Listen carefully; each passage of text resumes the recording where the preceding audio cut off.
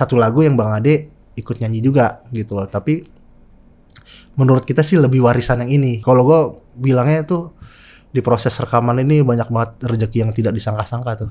Gitu kan. Kayak tiba-tiba lah kita di mana kepikiran diproduksiin Bang Ade mau gitu loh. Kita minta Bang Ade mau, terus ya kayak tiba-tiba Mbak Endah dari masterin di Kopaya bilang mau nggak, Mbak Endahnya juga mau gitu loh. Ya itu tetap.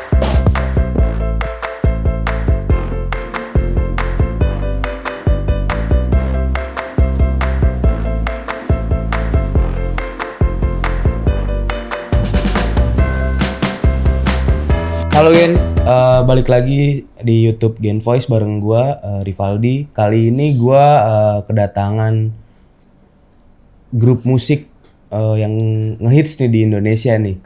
Itu namanya Trio Rangkai. Nah, yang udah hadir di sini nih salah satu personilnya yaitu Mas Mirza. Halo Mas, apa kabar Mas? Halo. Oke. Ini panggilannya apa nih? Gen Voice. Gen Tapi kita Voice. manggilnya Gen. Manggil halo penonton Gen kita gitu. Gen. Iya gitu. Oke. Boleh sih dong Mas. Oke itu ya. Halo Gen. Nah, boleh diceritain sedikit nggak sih Mas tentang Rangkai ini? Rangkai. Itu sebenarnya bikinan teman gua sama teman gua yang vokalis namanya Bimo. Oke. Nah, gua tuh teman SMP sama dia. Dari SMP, SMA, dari SMP SMA-nya tuh ngeband bareng. Cuman zaman ngeband dulu tuh bandnya sok-sok jazz gitu lah. Sok-sok jazz padahal pop. Gitu tuh kan ada tuh. Jazz padahal pop. Jadi dari zaman SMP berlanjut terus temenannya. Ya akhirnya bermusik bareng juga. Pada akhirnya kita bikin ya grup musik Rangkai ini. Kalau misalkan main sih udah dari Rangkai ini format ini ya, dengan lagu-lagu yang kita ciptain itu dari 2016-2017 sebetulnya.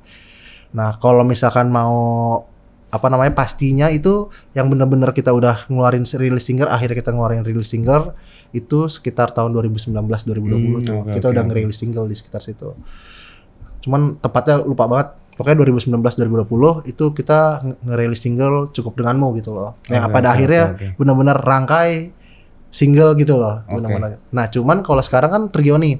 Nah trio itu kita datangnya tuh di betul-betul kebentuk tuh di 2020 dengan format trio kayak sekarang. Karena itu sih sebetulnya pernah suatu hari kita konser gitu lah. Kita manggung gitu loh berdua. Terusnya ada dosen gue gitu. Dosen gue nonton, dia bilang kayak Rangkai butuh range suara bawah deh gitu loh. Karena suaranya tinggi-tinggi semua gitu loh. Alat-alat musiknya gitar, nah itu kan range suara tinggi ya, lumayan tinggi. Sedang nanti kayaknya butuh suara yang range rendah deh. Cuman kalau kita mikir juga tuh, cuman kalau range rendah ya suara bass kan, berarti kan kalau bass elektrik kayaknya kurang aja gitu, kurang di Rangkai. Ya udah kalau kita mutusin untuk ya udah kita cari pemain kontrabas nih. Nah kan tantangan nih, pemain kontrabas kan jarang banget nih, nggak semua ada gitu kan. Sempat juga waktu itu sebelum manggung itu juga kita sempat berapa kali memang collab sama pemain kontrabas. Cuman masalahnya dia nggak punya kontrabas gitu kan. Kan kadang-kadang memang kayak gitu, pemain kontrabas tuh kadang-kadang memang nggak punya kontrabas juga gitu loh. Nah benar-benar waktu itu berarti kita harus nyari yang punya kontrabas nih. Jadi intinya bukan karena dia jago. Karena sebenarnya dia jago juga. Cuman yang paling pertama, nomor 2 dia jago. Yang pertama punya kontrabas itu. Yang nomor 2 baru jago. Pada akhirnya ketemu deh tuh sama si Rai itu dikenalin sama temennya Bimo ini. Rai akhirnya main, kita datang ke kosannya dia tuh dekat IKJ, dia kan anak IKJ tuh. Nah, main 1 lagu 2 lagu, manggung pertama tuh. Setelah dari itu manggung lagi ya akhirnya si Re jadi member gitu. Berarti awalnya emang berdua dulu ya. Betul. Ngeluarin single berarti sekitar 6 tahun lalu. Yes, 6 tahun. Iya, betul. Ya 2019. Iya, terus temenan dari SMP. Nah, ada istilahnya tuh Mas. Biasanya kalau udah 10 tahun temenan ke atas itu temenannya abadi tuh. Wih, amin. Mudah-mudahan Rangkai juga bisa panjang sampai akhirat ya. Bener, amin. Amin. Nah, soal kan ini Rangkai ngeluarin album baru nih Mas. Wis, betul. Namanya apa tuh Mas nama album? Tokik Hening di Lantang Angan. Wih, boleh tahu gak sih artinya apa nih? Sebenarnya ini kalau gue dulu bercanda sama gue kan, teman gue berdua ini, kalau gue tuh orangnya tuh simple, kayak sangat mayor label lah gue. Kalau teman gue dua ini sangat indie label lah gitu loh. Semuanya kata-katanya susah-susah gitu loh. Jadi kalau sebenarnya pengen jelasin ini yang menurut gue aja ya gitu. Kalau Tokik Hening di Lantang Angan itu sebetulnya lebih ke arah Bang Ade ngelihat gimana kita bertiga gitu loh. Itu ide dari Bang Ade itu. Bang Ade Paloh, sorry, mungkin pada tahu kan. Informasi nih teman-teman. Jadi album Pakai Kening di Lantai Angan ini diproduserin sama almarhum Bang Ade Palo. Iya, Bang Ade Palo, betul. Almarhum Bang Ade Palo. Nah, itu namanya sebenarnya dari dia tuh. Oh, dari dia. Dia kita kan sebelum nggak semerta-merta ya.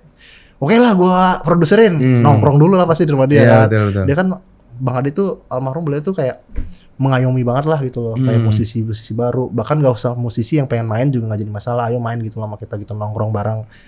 Nah itu tuh kita lakukan gitu loh. Datanglah ngobrol sama Bang Ade, datang ke rumahnya dulu. Rumahnya nongkrongnya tuh sering di rumahnya gitu loh. Ngobrol sampai pagi. Padahal kita pekerja kantor nih. Kalau udah susah, kalau udah datang ke Bang Ade tuh obrolannya panjang deh pokoknya. Udah susah mengangkat kaki karena seru banget gitu loh obrolannya. Karena dari obrolan dari situ Bang Ade ngeliat kita. Terus Bang Ade berkesimpulan gitu loh.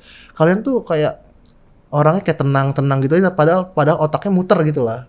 Nah, jadi Bang Ade tuh mengartikan tuh kayak semakin, kalau kita kan pusaran itu kan semakin apa namanya, semakin kenceng, semakin kelihatan nggak muter. Ya betul. Ya kan? Nah kita tuh diistilahkan begitu loh sama Bang Ade gitu loh. Jadi pakai hening jadi hening, padahal angan-angannya tinggi gitu loh, angan-angannya wah pokoknya banyak muter gitu lah gitu loh, muter mulu gitu loh, kayak gitu. Jadi berangkat dari situ akhirnya kita bilang, padahal sebenarnya tuh ada lagi.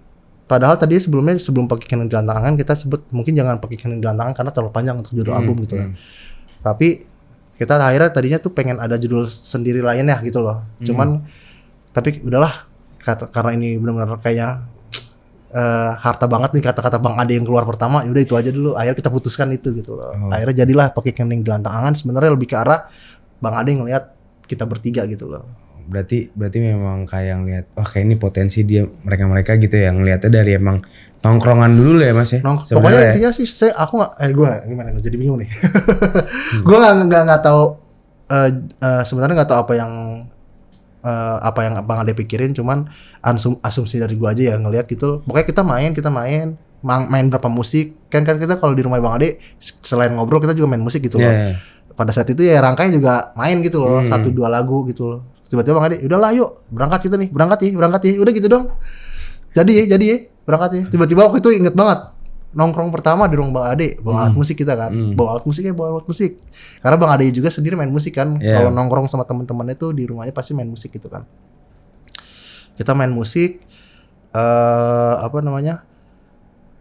kita main musik, itu aja langsung Bang Ade bilang gini, yaudahlah, lupa tuh hari apa, manggung lah kita langsung. Gue bikinin panggung ya, katanya. Loh di mana Bang, gitu kan kaget ya. Udah gue telepon nih, akhirnya nelpon. Waktu itu kita manggung pertama tuh setelah kita nongkrong hari pertama di Bang Ade tuh manggung di Coffee War tuh. Di Coffee War apa? Jaksel lah tuh, lupa jadi namanya. Ampera itu. Manggung lah di situ, dibikinin sama Bang Ade itu. Diajak teman-teman yang lihat. Nah dari situ akhirnya berlanjut. Bang Ade produserin album kita. Berarti emang ya itu sih Mas, kalau nongkrong dulu katanya kan, kalau emang buka pintu rezeki kita silaturahmi. Betul, selain perpanjang umur katanya kan emang buka pintu rezeki juga ya. Itu rezeki banget sih. Emang Bang Ade orang yang udah ngumpul aja dulu kali, bikin apa itu. Gitu ya. Kayak supel, asik banget, nggak ragu-ragu gitu loh buat mengayomi kita yang masih baru gitu loh. Gitu. Nah berarti perannya almarhum Bang Ade Palo di album ini besar banget sih. Besar banget, sangat gitu loh. Bisa diceritain gak sih Mas? Maksudnya selama proses pembuatan album ini Bang Ade sampai mana maksudnya? Lebih ke arah banyak ide-ide artistry gitu lah. Kayak selain ide musikal, kadang berapa kali juga Bang Ade ide-ide artistry kayak itu kan saya suka lupa nih kalau bahasanya tuh artworknya. Nah artworknya aja tuh Bang Ade bikin idenya gitu loh. Ini kayak gini ya, karena kan Bang Ade seneng gitu artwork tuh Bang Ade bikin ide-ide di album ini gitu loh. Terusnya kayak misalkan kita bikin nih, Rangkai bikin musiknya nih set ntar mungkin Bang Ade ini kayaknya masukin ini enak nih kayak gitu, masukin ini enak gitu. Dan dari sini gue kan cukup, kalau gue pribadi ada perubahan dari diri gue dalam bentuk penciptaan lagu gitu loh. Pada saat gue nyiptain lagu itu dulu gue cukup eksklusif gitu loh, kayak kalau terima ide orang dari luar tuh cukup gue tamengin gitu loh. Oke. Kayak gitu. Nah, setelah dari proses itu tuh gue cukup supel dan ya udah kalau misalkan ada ide ya udah kita coba dulu, kalau memang asik ya udah Ya, lanjut. lanjut. Kalau memang kan kadang-kadang kalau ide itu kan ya coba aja dulu. Kalau misalkan memang apa namanya, kalau memang kayak kurang nih, ya udah nggak apa-apa. Yang penting kan dicoba aja dulu. Nah dari situ tuh gue dalam penciptaan lagu tuh jadi lebih kaya lah gitu loh. Jadi banyak ide-ide orang dari luar tuh bisa gue terima dan menjadikan satu karya yang lebih kaya gitu loh. Oke. Kalau dari gue pribadi ya, nggak tahu teman-teman kan, nggak tahu teman-teman lain. Tapi kalau yang dari gue pribadi sih begitu gitu. Dan peranan Bang Ade penting banget di situ loh untuk membuka wawasan gue juga tentang penciptaan lagu gitu loh, kayak gitu. Berarti memang cukup apa? Bukan cukup sih, banyak ya. Banyak. Perannya banyak banget di Perannya banyak album banget, ini. betul. Nah, proses pembuatannya sendiri kan berarti udah lama ya? Wah lama banget ini. Ini menyita tenaga, pikiran, serta waktu tidur ini. Secara kan gue pegawai juga ya. Kita kan rangkai pegawai nih, Iya, iya, belum 100% musisi kan, pegawai semua. Ya pasti menyita waktu tidur lah. Kayak rekaman di malam, besoknya pagi Besok kantor kerja lagi. lagi. Kerja lagi. Musisi apa namanya, kantoran ya begini deh. Nah, album berarti selama proses pembuatan album ini sempat maksudnya apakah ada halangannya atau gimana tantangannya? Kalau tantangannya pasti ada ya, kayak penciptaan lagu tiba-tiba kita bentrok soal ide itu ada pasti. Terusnya kayak rekaman yang harus ngetek, tegang-tegangnya rekaman, kayak misalkan kayak ternyata pas didengar rekamannya kurang, harus rekaman ulang kayak gitu-gitu. Yang paling tantangannya berkisar ke situ gitu loh. Nah cuman kalau dari gue sendiri yang paling besar sih menurut gue tantangannya itu adalah bagaimana menjualnya atau memasarkannya gitu loh. Nah alhamdulillah makanya sekarang alhamdulillah nih sekarang berapa kali kan kita ada promo di radio dan itu karena kita udah mulai punya tim untuk promosinya gitu loh. Karena di album EP yang pertama, nah kita tuh nggak punya tuh. Karena kita tuh rata-rata dalam tanda kutip memang kita musisi semua gitu loh. Oke. Emang pemusik semua gitu loh, yang kerjaannya memang sukanya main musik gitu loh. Betul. Bukan jualan. Nah, kalau misalkan dia bilang apa yang paling menantang, ya jualannya itu sebetulnya. Yang sampai sekarang kita waduh ini menantang banget ini gitu loh. Buat jualan. Karena kan juga kan lagu-lagu kami kan juga nggak tahu lah, kalau bagi gue ya, asumsi gue tuh, bagi gue sih pendapat gue cukup segmented gitu loh. Ya betul. Gitu. Apa istilahnya gue bermusik aja deh. Awalnya kayak gitu iya. kan, sangat-sangat segmented gitu loh, bukan yang memang untuk pasar atau apapun itu. Kalau misalkan memang diterima, ya walaupun sekarang juga kalau kita ngelihat pasar juga macam-macam juga ya. Kalau tiba-tiba lagu yang harusnya kita bilang ini kayak bukan pasar banget, tiba-tiba laku Tapi gitu. ya, Tapi laku. banyak banget sekarang. Banyak banget yang sekarang kayak betul. gitu loh. Jadi emang tantangannya dari pemasarannya gitu loh. Ya mungkin dari kayak Bagaimana menjualnya gitu loh. gue bermusik aja deh. Materinya bonus, tapi kalau bisa bonusnya banyak gitu Iya gitu. Ya kan kita kan karena kita kan awalnya kan berpikir untuk bikin project itu seperti itu gitu Iya, loh. iya, Kayak gitu. Ternyata lanjut mulu nih. Ya mulai harus mikir jualannya juga dong. Iya. Nah, kita kurang pengalaman secara menjadi musisinya cukup besar, cukup luas karena kita udah main musik dari SMP, hampir semuanya dari kecil udah main musik, udah manggung-manggung dari kecil. Tapi nggak dari kecilnya itu bukan jualannya gitu loh. Betul. Bukan jualannya. Walaupun ya bisa dibilang kita tetap bermusik, tapi kan namanya materi perlu juga buat proses produksinya gitu Yes, kan. proses Nggak bisa dipungkirin hal itu penting juga kalau gitu. produksi justru proses produksinya sendiri justru kita sangat kita pegang gitu loh, tapi proses distribusinya gitu loh. Distribusinya. Pendistribusian ke masyarakatnya gitu loh. Bagaimana harus lewat mana. Nah, itu sih yang menantang banget gitu loh. Oke. Nah, kan yang di album Pakai Kening di Lantai Angan ini kan pembuatannya kita tahu ya maksudnya ini kan menyambut Ramadan ya Mas. Betul. Album ini kan. Kita tahu juga almarhum kan berpulangnya kalau nggak salah bulan puasa juga tahun lalu ya. Berarti selama prosesnya itu gimana tuh Mas? Setelah kepergiannya almarhum Bang Ade Palu. Ya waktu itu cukup ini juga ya terpukul juga gitu loh. Kayak gitu. Cuman memang kalau kata kata manajer, jatuh manajer apa bukan ya? Kata yang yang punya label kami, yang kami label masuk di labelnya dia gitu. Ini tetap harus jadi karena ini kayak bukan warisan tapi kayak titip pesan dari Bang Ade harus jadi gitu loh. Kayak gitu. Jadi memang kita usahakan dan kita push untuk memang benar-benar jadi gitu loh, dan memang harus jadi gitu loh, kayak gitu.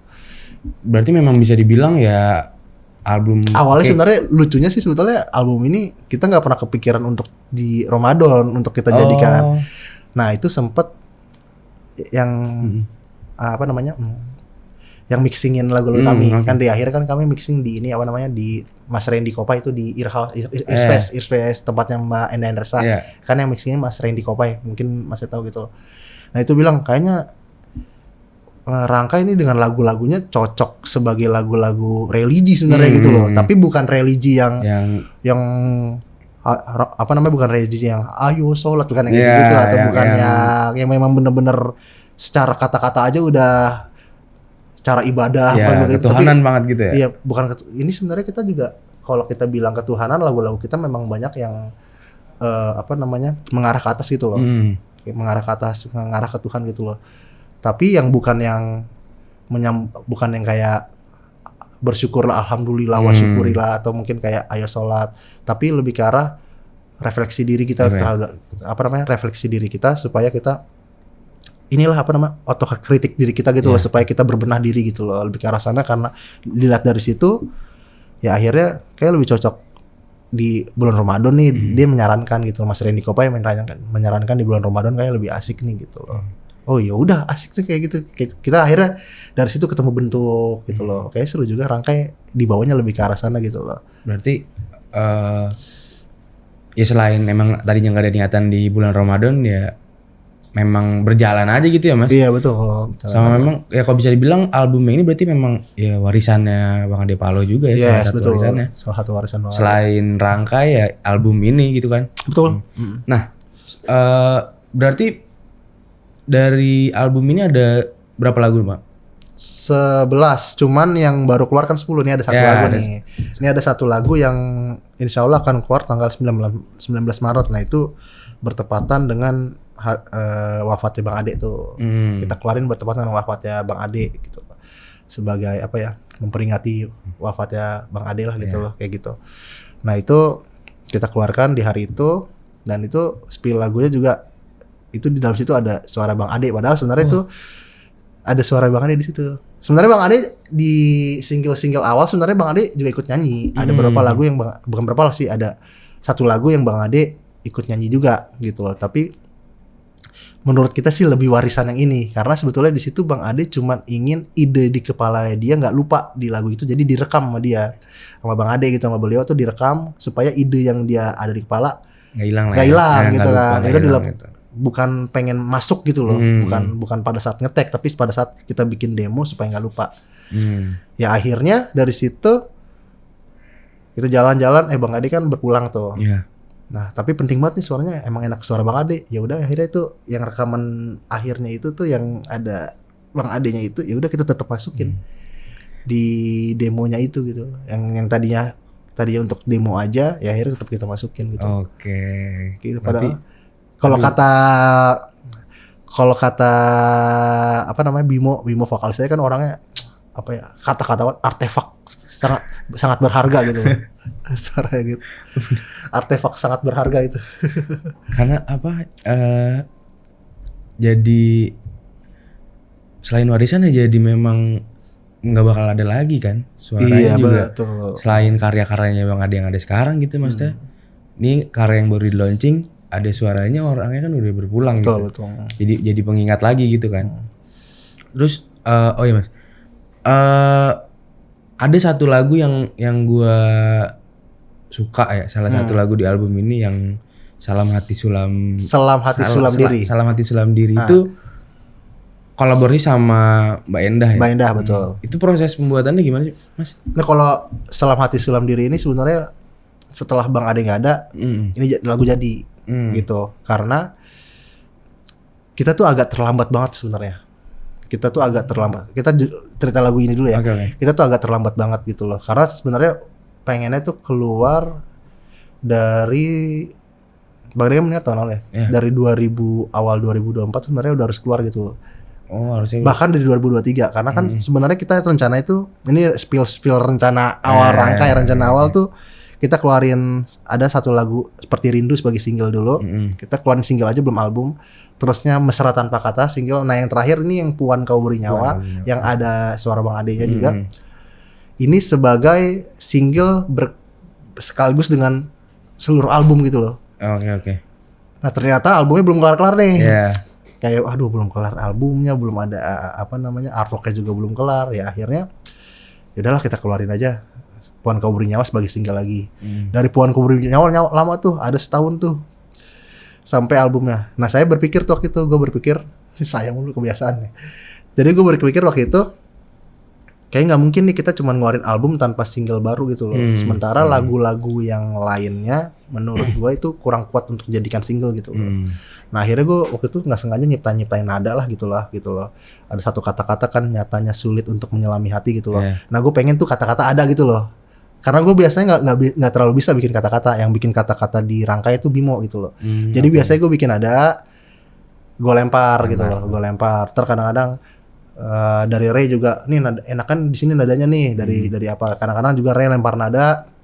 Ntar kita gitu. Jadi kita kalau gue sama Ray itu biasanya ngelempar nada gitu loh. Jarang kalau kata-kata, hampir semuanya tuh seluruhnya Bimo yang bikin gitu loh. Karena kan dia yang biasa bikin kata-kata. Nah dari situ gue lempar, ini nada nih, gue lempar, gue bikin. Oh udah enak nih, boleh deh. Akhirnya masuk tuh tadi itu nggak pengen jadi single tuh. Saldi tadi nggak mau pengen jadi single, akhirnya ini asik juga nih jadi single, pada setuju tuh. Bahkan dari 4:30 juga, dari Mas Abdul 4:30 juga, ini boleh nih jadi single nih gitu loh. Nah pada saat itu kita masih ngerasa ada yang kurang nih. Si Bimo bilang kayak asik nih ada masukin suara cewek. Wow itu nggak mikir Mbak Endah dong, nggak mikir. Kita pokoknya ada suara cewek aja di situ kan, nggak mikir Mbak Endah. Nah kebetulan mau mixing sama siapa nih? Kebetulan kita juga pengen membuka pengen bersilaturahmi juga lah. Kita kan berapa kali juga pernah main di Earhouse tuh tempatnya Mbak Endah. Waktu itu album EP pertama juga mixing apa masternya. Pokoknya album pertama sempat produksi di Earhouse juga gitu loh. Berapa kali udah sempat ke Earhouse, Earspace gitu. Produksian juga di situ. Ya udah ke mastering di Kopai aja apa gitu loh. Jadi ntar masteringnya di ke Mas Resanya gitu ya. Ya udah boleh gitu loh. Ya udah akhirnya mastering ke dia, lagu-lagunya didengar. Nah, itu belum ada kepikiran tuh. Bakal ngisi suara ceweknya tuh Mbak Endah nggak kepikiran sama sekali. Bahkan udah ngomong ke temen siapa nih, apa teman gue aja, apa murid, kan gue kan ngajar sekolah. Nah itu murid-murid gue banyak tuh yang nyanyi bagus-bagus lah pokoknya. Tadi bahkan mau murid gue, karena kan kalau murid belum kepikiran buat duit, main rekaman aja dia oke gitu loh. Yang penting nyanyi lah. Yang penting nyanyi aja kan, ada di suara gue, ada di Spotify, ada di rangkai. Dia kan kalau murid kan ngelatin ke teman-temannya aja udah bangga kan pasti gitu kan. Pasti betul. Masalahnya ke soal itu kan gitu. Tapi kayaknya dia kurang deh. Akhirnya ke murid kan kurang karena pengalamannya kurang, takutnya juga jadi goyang gitu loh. Akhirnya mutusin pernah ada teman yang penyanyi, ya udah teman gue aja dah, anak kampus. Ya udah dibilang tuh bisa nggak ini, untungnya udah bilang bisa nggak tanggal segini kita rekaman nih lagunya, gue kasih demonya kan, lo mainin yang part yang ini gitu kan. Tiba-tiba Mas Rini Kopai, Mas kalau Mbak Endah ngisi mau nggak? Itu deg-degan langsung tuh. Merinding. Merinding. Mana udah ngomong lagi sama teman kan. Ya udah, untungnya Mas Randy Kopai alhamdulillahnya jauh-jauh hari. Jadi kita pokoknya belum teman gue tuh belum harus untuk datang ngeluarin, belum effort untuk ngeluarin dana untuk ke tempat rekaman atau apa gitu loh. Jadi pokoknya cuman mungkin sama dia udah dilatih dikit-dikit lah gitu kan. Kayak ngomong, sorry banget deh gue gitu soalnya ternyata nggak jadi gitu loh, kayak gitu. Ya udah minta maaf banget lah pokoknya tuh. Kalau dia nanti dengar tolong minta maaf ya gitu. Ntar dia merasa maaf ya sorry banget gitu. Akhirnya ya udah ke Mbak Endah, akhirnya Mbak Endah mau gitu loh. Dan itu wah rezeki, kalau gue bilangnya tuh di proses rekaman ini banyak banget rezeki yang tidak disangka-sangka tuh. Gitu kan. Kayak tiba-tiba lah kita mana pernah kepikiran diproduksiin Bang Ade mau gitu loh, kita minta Bang Ade mau, terus ya kayak tiba-tiba Mbak Endah dari masterin di Kopai bilang mau nggak, Mbak Endah juga mau gitu loh. Ya itu tak ternilai sih gitu loh. Ibaratnya bukan yang kita ngajuin lah ya, maksudnya kayak Mbak dengerin deh mau ngisi nggak gitu, tapi kayak tiba-tiba kita denger apa. Ya kita juga pas pengen ngajuin juga mikir ulang juga gitu. Gimana mau ngajuin dengan Mbak Endah aja apa gini enggak mikir ulang 2 kali juga gitu loh. Tiba-tiba dapat kabar Mbak Endah mau enggak? Kalau Mbak Endah gimana ngisi? Iya gitu, Mas Randy tuh yang mixingin lagu. Kejutan banget berarti. Kejutan banget langsung merinding gitu. Jadi bener-bener cuman fun fact aja gitu, Istri saya udah beristri ya. Alhamdulillah udah ada istri. Nangis dia pas dengerin bangga katanya suaminya bisa duet sama Mbak Endah gitu, asik. Soalnya dia ngefans banget sama Mbak Endah dari SMA gitu katanya. Soalnya aku ngefans banget sama Mbak Endah dari SMA gitu katanya gitu. Kayak gitu, sama Endah Endresa gitu kan dari SMA. Jadi wah ini fun fact aja. Jujur nih, mudah-mudahan istri saya nggak marah ya. Istri gua nggak marah. Ya, yang jangan marah ya, yang gitu fun fact aja biar seru gitu. Nah, karena memang gue dengerinnya gini sih Mas. Lagu yang ini itu liriknya relate banget sama anak-anak sekarang kayaknya dah. Gitu. Bisa jadi. Itu sebenarnya kalau jujur inspirasi waktu gue bilang nyatanya sulit. Kan gue bilang sama Bimo kan karena dia bikin kata-katanya. Mo, kalau bisa tetap ada kata-kata ini ya, kayak nyatanya sulit untuk, awalnya gue tuh menganggap kayak gue sulit untuk masuk ke hati dia gitu loh. Tapi Bimo merasa kayak justru kita ke diri kita aja gitu loh, bagaimana kita membaca hati kita tuh susah gitu loh. Kita maunya apa sih, kadang-kadang kan kita suka bingung sendiri gitu loh. Betul. Kayak kita ngedumel tapi kita nggak tahu maunya apa gitu. Kadang-kadang suka begitu, kayak ke diri kita aja sendiri bahwa sulit banget gitu loh. Untuk nyatanya sulit untuk menyelami hati gitu loh. Menyelami hati kita gitu kan masih susah gitu ya. Akhirnya gue setuju, oh iya juga asik juga gitu ya. Apa kalau yang gue denger tuh kayak yang sebaik-baiknya ada di tengah-tengahnya gitu. Senang jangan terlalu. Kalau gue nangkapnya gitu sih Mas. Senang jangan terlalu, sedih juga jangan terlalu gitu. Itu apa? Quotes Arab itu. Iya. Quotes Arab itu ada tuh di quotes Arab. Kemarin gue dengerin, kan gue ngajar di sekolah Islam kan ya. Nah itu gue dengerin ke ustadz itu lagu Al-Quran. Wih, ini quotes Arab nih kata dia gitu. Iya itu quotes Arab ya emang. Wih mantap nih kata dia gitu. Nah, kan ada satu hal yang emang jadi perhatian gue juga sih Bang.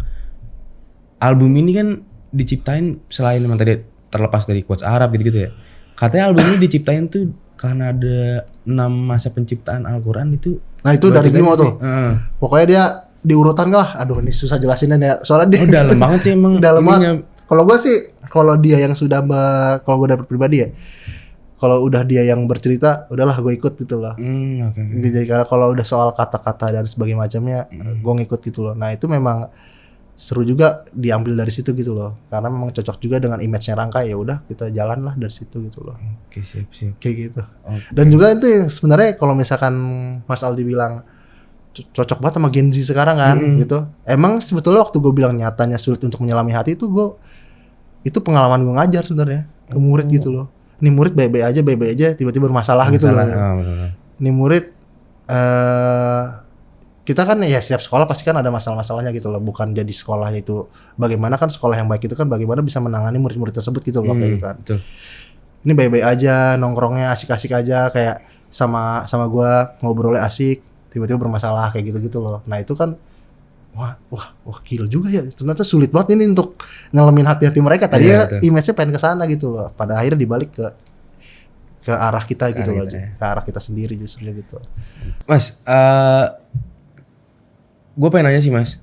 Kan setelah memang album ini diproduksi sama almarhum Bang Ade Palo, juga bakal ada satu lagu yang akan dirilis nanti untuk tribute ke Mas Ade Palo.